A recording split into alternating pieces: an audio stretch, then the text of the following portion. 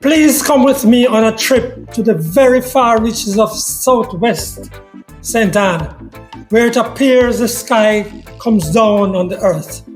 Madras, at the far end after Brownstown, Goshen, Tobolski, Endeavour, Watttown, Gibraltar, Madras. Good day. Thank you for joining us again. Desmond Richards and Winnie Anderson Brown have their say too to complete this podcast, the 73rd, Frankly Speaking, Jamaica podcast episode. Where I'm taking you is to some small rural districts with some farming. Tobolski, Endeavour, Watttown, Gibraltar, Madras. Close to bauxite-rich soils. Some on which tractors have not yet trod. Districts next to or separated by mined-out lands.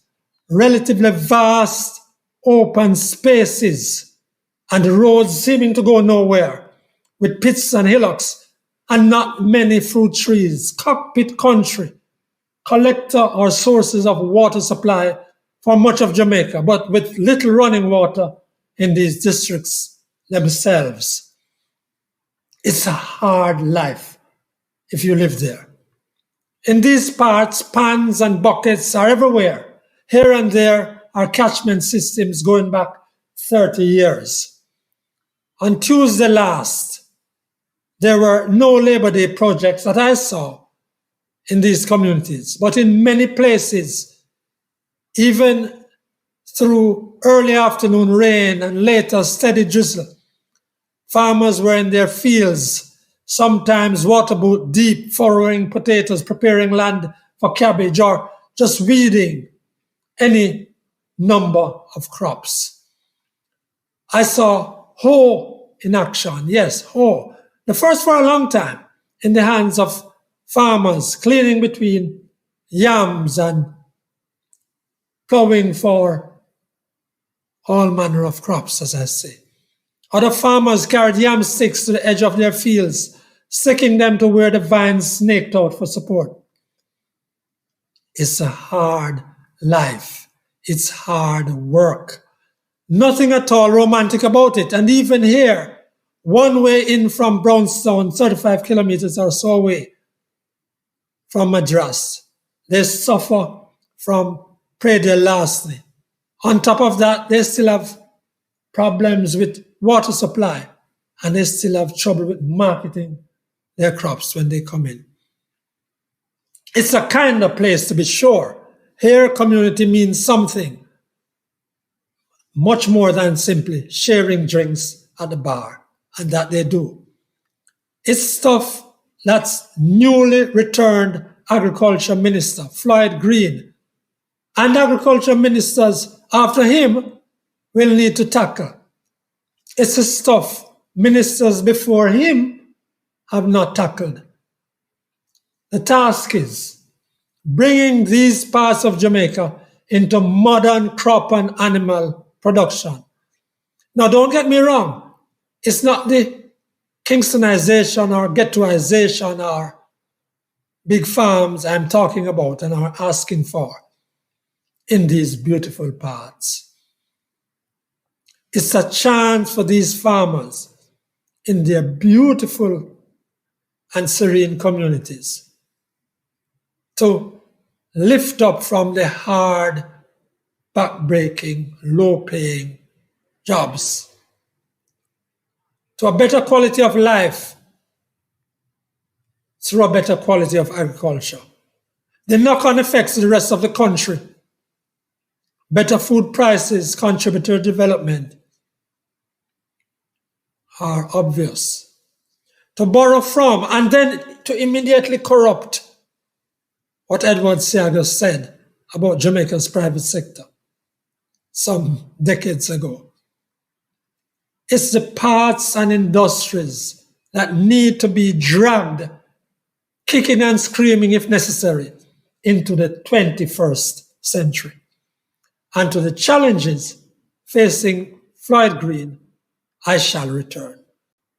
Here now is Desmond Richards.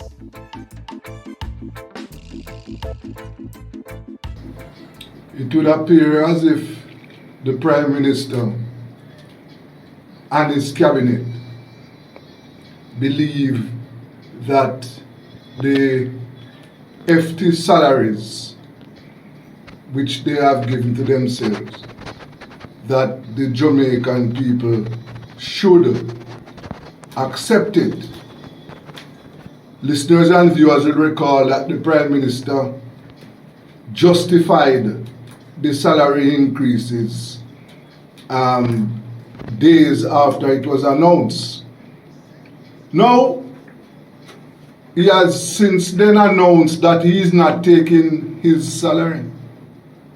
Now, what do the Prime Minister expect us to believe by that? If the Prime Minister was of the view that the salary increases were unjustified, then he should not have signed off on it. This is a cabinet decision, we must remember. So why, if he believed that the salary increases were unjustified, why they did not make a decision before the Minister of Finance went to Parliament and announced those increases? No, this has been the problem in Jamaica. The politicians take us for fools. They make promises which they don't fulfill, and they take actions which most time are in their interest, not in the interest of the people, and believe that we must accept it. These salary increases are unjustified. The Prime Minister and his cabinet are getting more money than their counterparts in the Caribbean. His salary is close to that of the British Prime Minister. The British Prime Minister heads an economy which is the sixth largest economy in the world. Jamaica is sliding on all fronts. Crime is out of control. Our economy is not doing well. The public health facilities are down. Education is down. So the politicians, those who were elected to lead the country, they have not delivered, and therefore they cannot be paid so much. Now, it is interesting to know what is going to happen. Groups and organizations are calling for a rollback. I don't know if it is possible. So it is very interesting. I see where the teachers went on strike. Several public sector worker wages are not settled. And one of the revelations is that the increases that the politicians voted for themselves is higher than those granted to the public service workers. They went ahead and took the highest margin for themselves. No, this is what we are getting after 60 years. We need some changes. The people need some changes. And we just cannot accept the foolishness, the lies, the inconsistencies anymore. That's Desmond Richards, journalist and founder of internet radio, Rebel Radio Jamaica. And now, Winnie Anderson Brown.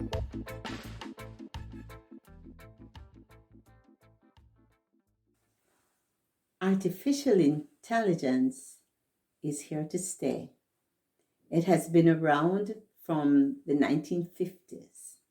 But what's new since November 2022 is that artificial intelligence is now in the hands of ordinary people like you and me for us to do what we want to do with it.